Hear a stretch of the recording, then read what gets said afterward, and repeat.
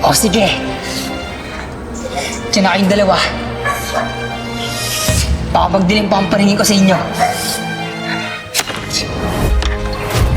Wala na akong pakialam dyan! Bahala na kayo sa buhay nyo! Mas gugustuhin ko pang uminom ng alak kaysa tanggapin niyang pagkain binibigay nyo! Kinuha mo! Walang makakarinig sa'yo kapag magsisigaw ka dito. Kinuha mo! Ang ginagawa!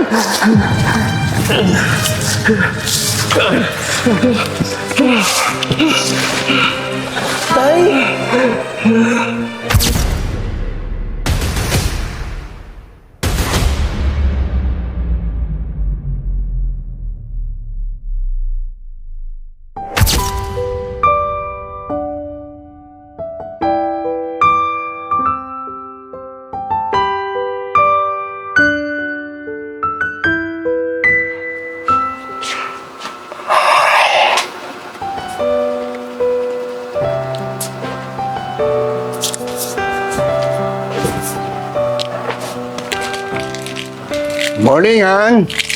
Oh, Han, gising ka na pala. Kain ka na. Para may lakas at may sigla ka sa trabaho mo. Gusto mo ng kape? Timpla kita. Napakaswerte talaga pagka meron kang mabait na asawang nag-aalaga sa'yo. No? Tapos, ang ganda-ganda pa pagka nakangiti. Ano ka ba? Patatandaan na natin para sa mga ganyang bagay. Uy, wala naman sa mga ibalik ah. Nakakamiss din kasi. Basta ito ang tanda mo. Habang nabubuhay ako, paliligayahin kita. Kung talaga ang harot-harot mo, tigilin mo na yung kakirahan mo, kumain ka na at baka malit ka pa sa trabaho mo. Apo ka na.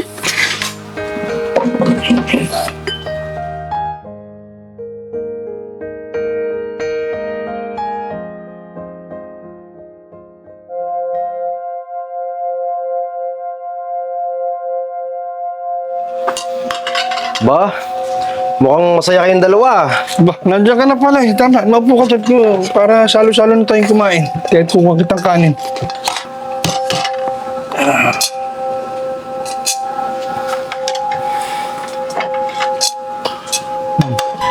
Ikukuha kita ng ulam. Masarap ang niluto ng nanay mo. Oh, ito, kanin. Teka lang. Oh, ito? Ito lang ba kaya mo ibigay? Diyan ka magaling eh. Simple lang naman yung hinihingi ko. Hindi mo ba kayang ibigay? Hanggang diyan ka na lang ba? Ha? Ano ka ba, anak? Wala ka respeto sa ama mo, ah! Hindi mo ba alam yung papakapagod dyan para may makatay pang araw-araw? Isa ka pa! Manahimik ka! Wala akong pakialam sa inyo. Buti pa nga yung barkada kong si JM eh. Lahat ng bagay nakukuha niya. Pero simpleng hinihingi ko. Hindi niyo pa maibigay. Anak, bigyan mo ako pagkakataon. Ibigay ko sa'yo lahat ng gusto mo. Pagkakataon lang ibigay mo sa akin. Wag na. Wala na akong pakialam dyan. Bahala na kayo sa buhay niyo. Mas gugustuhin ko pang uminom ng alak kaysa tanggapin niyang pagkain binibigay niyo. Napakamalas ko. Dahil kayo pa naging mangulang ko! Anak! Pabayaan mo na siya. Huwag mo na siyang tawagin. Malaki na siya. Alam na niya ang tama at mali. Mas mabuti pang magkaya ka na. Baka sa trabaho mo. Magpabalot na lang kita ng pagkain. Ano? Ano magkaya ka na?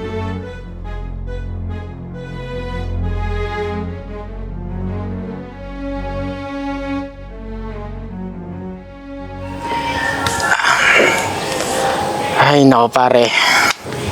Lakas talaga ng amats mo. Agang-aga, nagyakag ka pa mag-inom. Bad trip kasi sa bahay eh. Nakakabwisit yung mag-asawa. Pare, gusto mo sumama ka lang sa akin magtulak? Kung gusto mo mawala yan, gusto mo bigyan pa kitang papawala ng stress. Ay, nako James. Sisirain mo pa ang buhay niya, no? Raven?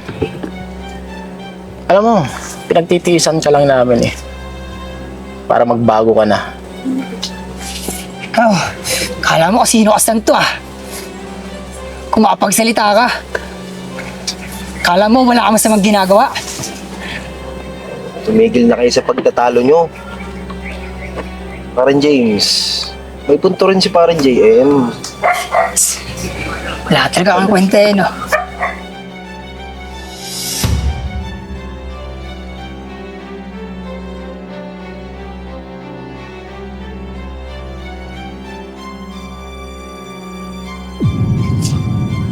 O sige. Diyan na kayong dalawa. Baka magdilim pa ang paningin ko sa inyo.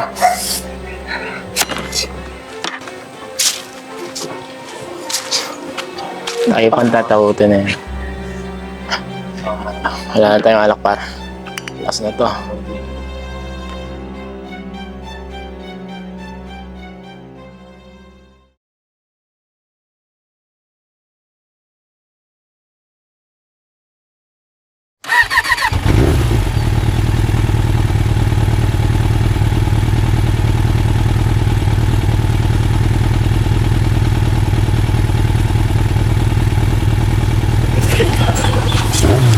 Ay, teka.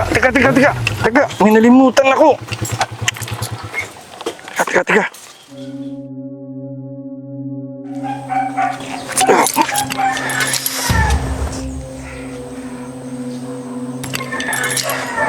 Tama-tama.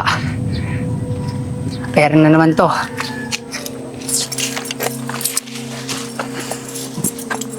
Ayun. Ang bali yun! Bigay mo lahat sa akin ng pera ko para di ka na masaktan pa. Wala pa akong pera.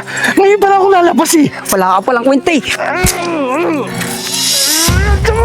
Ano yan?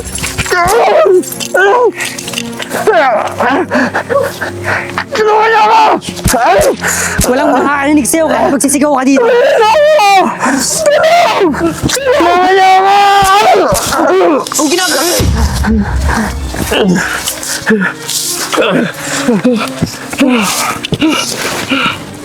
Tay!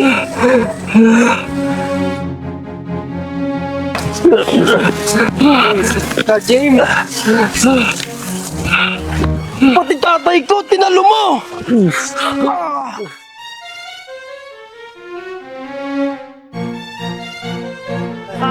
Pare! Huwag pa na dito!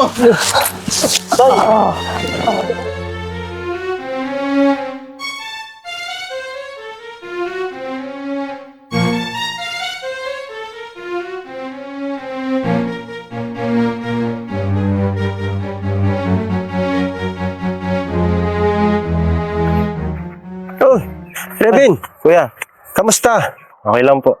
Saan punta? Doon po sa bayan. Bibili po ng gamot ni tatay.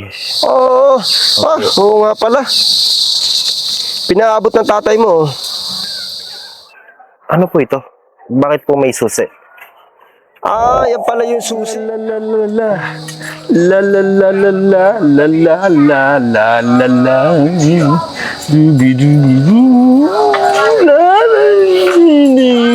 Ay, Epoy!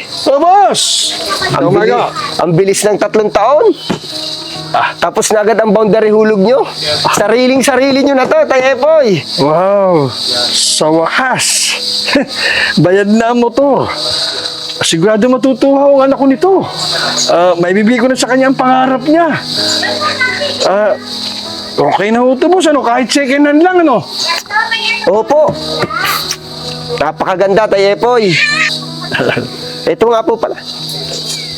Susi ng inyong motor. Pinagpaguran nyo, Tay Epoy. Boss, pwede kayang ikaw na magbigay sa anak ko. Para masurpresa naman siya. Sige po. Walang problema, Tay Epoy. At talagang siguradong matutuwa ang anak nyo nito. Sige po, boss. Salamat po. Kaya ingatan mo yan. Pinagpaguran niya ng tatay mo. Maswerte mo, Reben. Mahal na mahal ka ng tatay mo. Sige, ingat.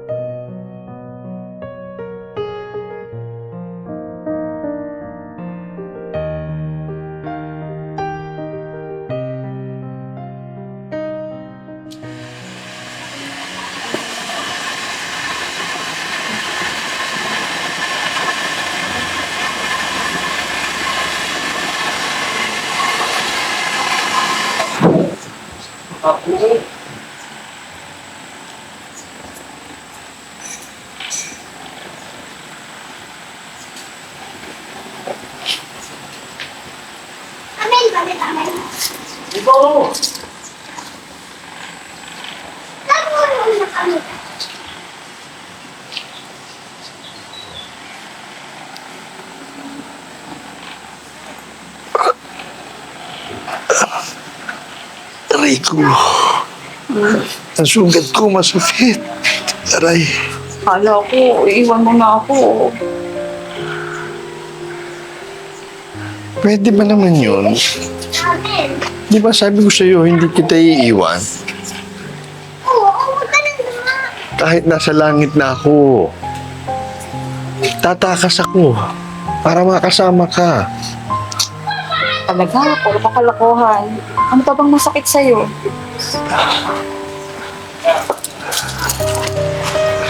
Ang anak mo, nasaan? Ano siya? Oh. Tay, Oh. pasensya na po kung naging matigas yung ulo ko. Pasensya na kung minaliit ko po kayo. Sorry po kung sinasagot-sagot ko po kayo ni nanay. Pasensya na rin po. Umabot pa tayo sa sitwasyon na ganito.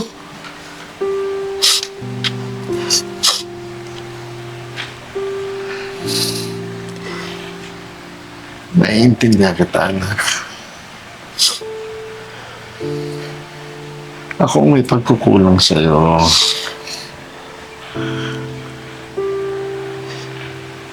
Hindi ko nasabi sa'yo na sa wakas, natutupad na ang pangako ko sa'yo. Naibigay ko na sa'yo ang regalo. Pasensya na po talaga kayo, Tay, Nay. Pinapangako ko po sa inyo, ako po muna ang sasalo sa lahat ng trabaho ninyo dito sa bahay. Mahal na mahal ko po kayo.